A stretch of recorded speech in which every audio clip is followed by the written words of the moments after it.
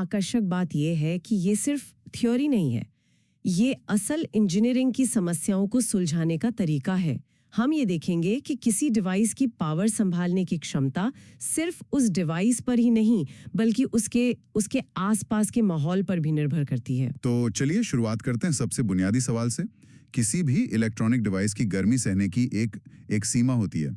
दस्तावेज में एक टर्म का जिक्र है, टीजे मैक्स। ये क्या है? टीजे मैक्स मतलब अधिकतम जंक्शन तापमान। आप इसे एक तरह की रेड लाइन समझिए, जैसे एक गाड़ी के आरपीएम मीटर पर होती है। अच्छा, एक रेड लाइन। हाँ, ये वो अधिकतम तापमान है जिस पर एक डिवाइस का सेमीकंडक्टर सुरक्षित रूप से काम कर सकता है।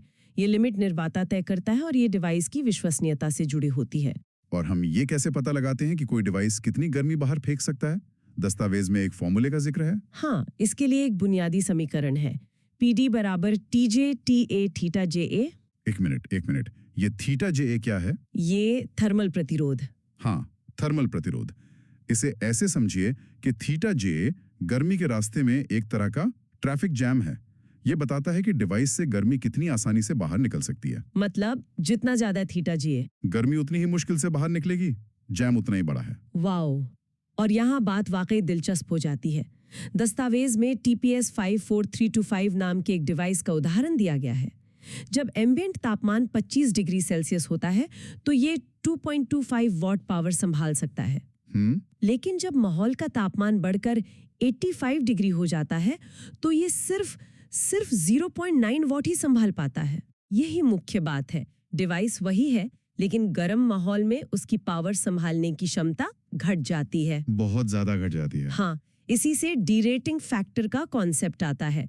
इस उदाहरण में हर 1 डिग्री सेल्सियस एम्बिएंट तापमान बढ़ने पर डिवाइस की पावर संभालने की क्षमता 22.50 मिलीवॉट कम करनी पड़ती है। ठीक है, तो हमने सीमा समझ ली, पर हम ये कैसे पता करें कि कोई डिवाइस असल में कितनी गर्मी पैदा कर रहा है?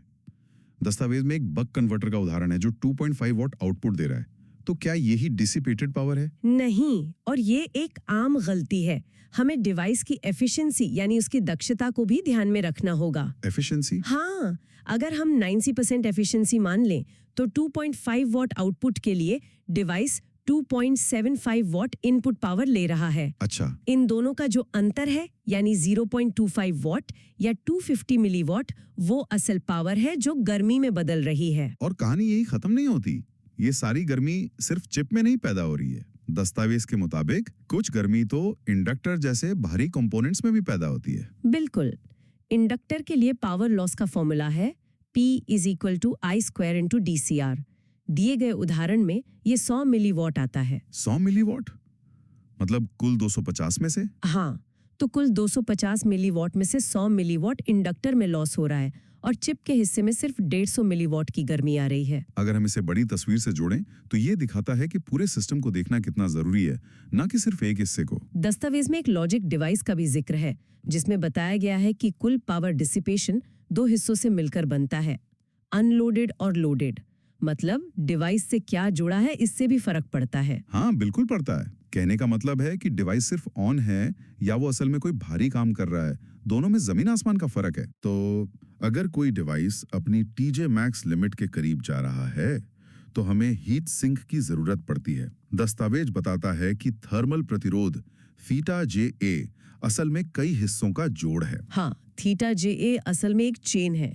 Theta JA = theta JC plus theta CS plus theta SA।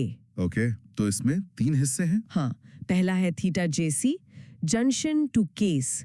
ये डिवाइस के अंदर का प्रतिरोध है जिसे निर्माता कंट्रोल करता है, हम इसे बदल नहीं सकते। ठीक है। दूसरा है थीटा CS, केस से सिंक।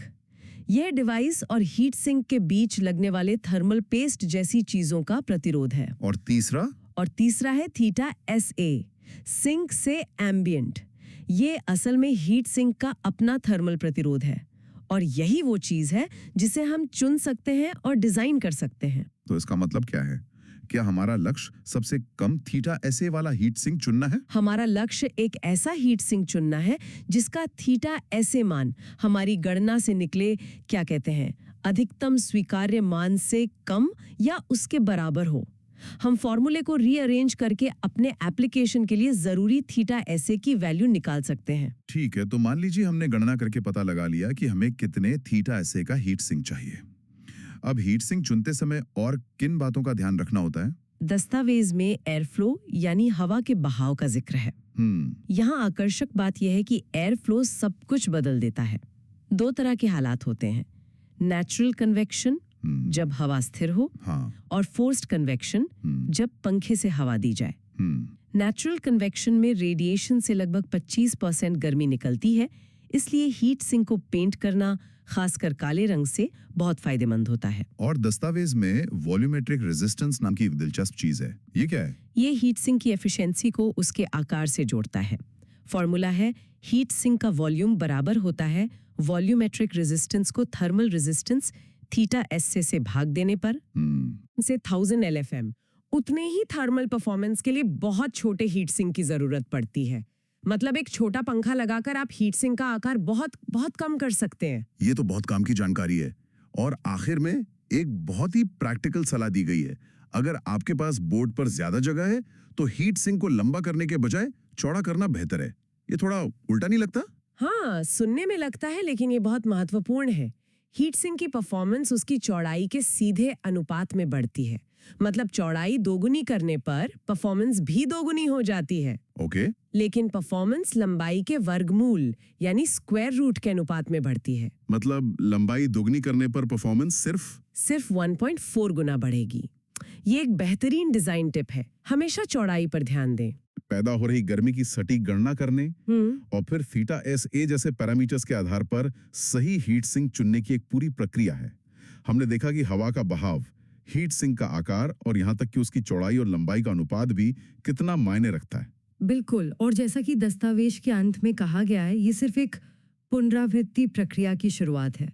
असल दुनिया की इंजीनियरिंग इसी तरह काम करती है, जहां थर्मल बजट, जगह की कमी और परफॉर्मेंस के बीच एक संतुलन बनाना पड़ता है। सही बात है। ये सिर्फ फॉर्मूले नहीं बल्कि एक डिजाइन दर्शन है। इस चर्चा के बाद एक सवाल सोचने पर मजबूर करता है।